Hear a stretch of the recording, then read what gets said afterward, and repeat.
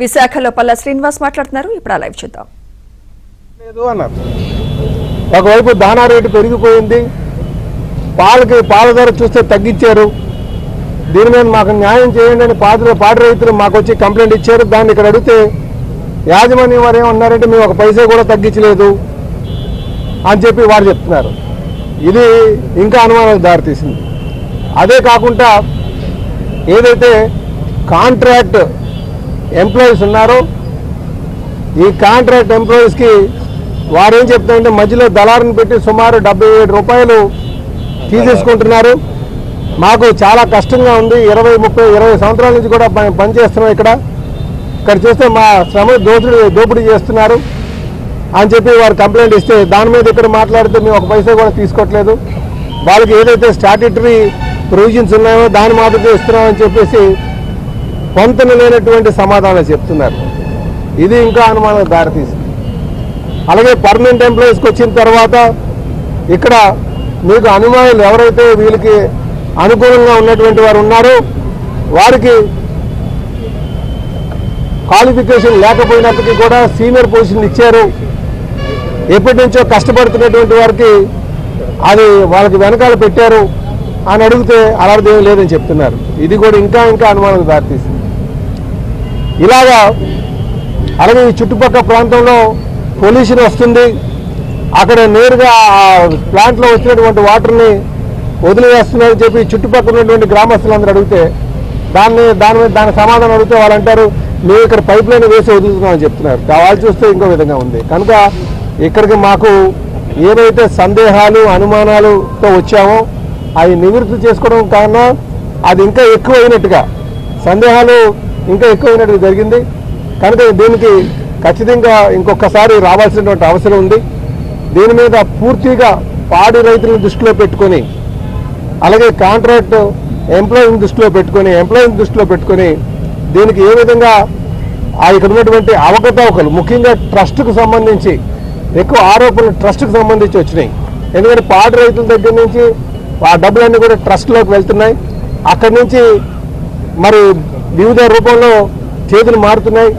అది ఇక్కడ యాజమాన్యం వారిని అడిగితే మాకు ట్రస్ట్తో సంబంధం లేదు అంటారు. మళ్ళీ ట్రస్ట్ కూడా అడిగితే మళ్ళీ వారే సమాధానం చెప్తున్నారు. సో ఇలాగా అనేక అనుమానాలకు దారి తీసినటువంటి పరిస్థితి చూసాం. దీని మీద మరొక మారు కూర్చొని పూర్తి స్థాయి ఎంక్వైరీ చేసి మా రిపోర్ట్ని అటు అసెంబ్లీకి స్పీకర్కి సబ్మిట్ చేయడం జరుగుతుంది. ఖచ్చితంగా మళ్ళీ ఇది లాభాల బాటలో నడిచేటట్టుగా మేము ఆ సందేహాలు కానీ సూచనలు కానీ చేస్తాం, సందేహాలు నివృత్తి చేసుకుని సూచనలు ఇవ్వడం జరుగుతుందని చెప్పేసి ఈ సందర్భంగా తెలియజేస్తున్నాం. ఇంకనూ చెప్పాలంటే దీని మీద అంటే ఇంకొక స్టెప్ ముందుకెళ్ళి మాట్లాడితే ఈ ప్లాంట్కి ఎంత అప్పు ఉందంటే అప్పు లేదని చెప్తున్నారు. మళ్ళీ లాస్ట్కి వచ్చిన తర్వాత 10 కోట్ల అప్పు అంటున్నారు.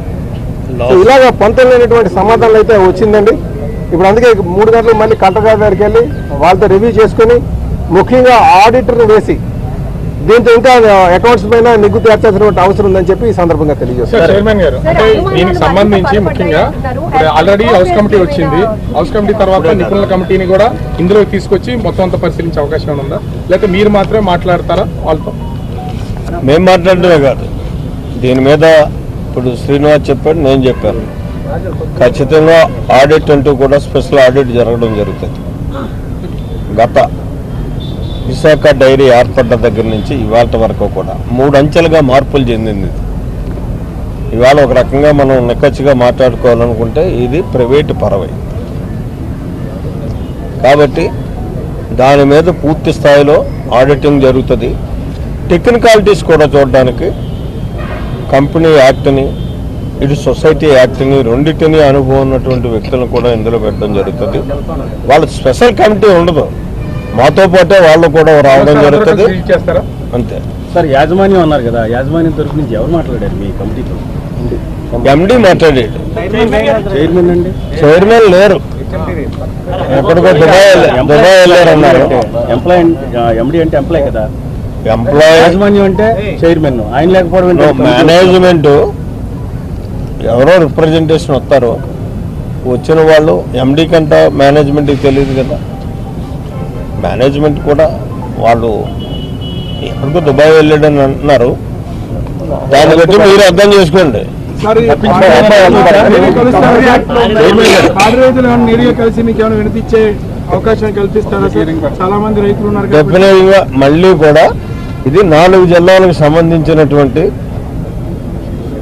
వ్యవస్థ. ఈ 4 జిల్లాల్లో కూడా స్పెషల్ హీరింగ్ పెడతాం. 4 జిల్లాల్లో ఉన్నటువంటి పాడి రైతు అందరితోటి కూడా మేము మాట్లాడడం జరుగుతుంది. వాళ్ళ అభిప్రాయాలు కూడా తెలుసుకోవడం. సార్ ఏ అంశాలు వచ్చినాయి సార్? అంటే హైదరాబాద్లో ప్లాంట్ ఉంది, అలాగే ఇది ఒక ఎంక్వైరీ కమిటీ. ఈ ఎంక్వైరీ కమిటీలో నేను చెప్పాల్సిందని చెప్పాను. మీకు అంశాల గురించి కానీ సమాధానాల గురించి కానీ నేను ఇప్పుడు మాట్లాడటం కట్ట అది ఎప్పుడు కూడా శాసనసభకి ఇవ్వాలి నేను. Okay brother. ఇప్పుడు ఆల్రెడీ కంపెనీ యాక్ట్ లో, గతంలో సొసైటీ యాక్ట్ లో, సో ఇప్పుడు కంపెనీల యాక్ట్ లోకి వచ్చిన తర్వాతనే ఈ నష్టాలు ఇబ్బందులు అంటున్నారు. సో ఇప్పుడు మీరు విన్నదాని ప్రకారం సో సొసైటీలో కొనసాగటం అనేది ఇప్పుడు ఆల్రెడీ ప్రైవేట్ ఆపరేటర్ కింద ఉన్నారు. ఇప్పుడు మీరు ఎంక్వైరీ తర్వాత రైతులకు నష్టం జరుగుతున్నారు. సో కంపెనీ నుంచి అది సాధ్యపడింది, సో సొసైటీలోకి వెళ్తే సాధ్యపడుతుంది. సో ఇప్పుడు అంటే ఏం చేయబోతుంది? నిర్ణయం నువ్వు చెప్పేది ఎలాగమ్మా?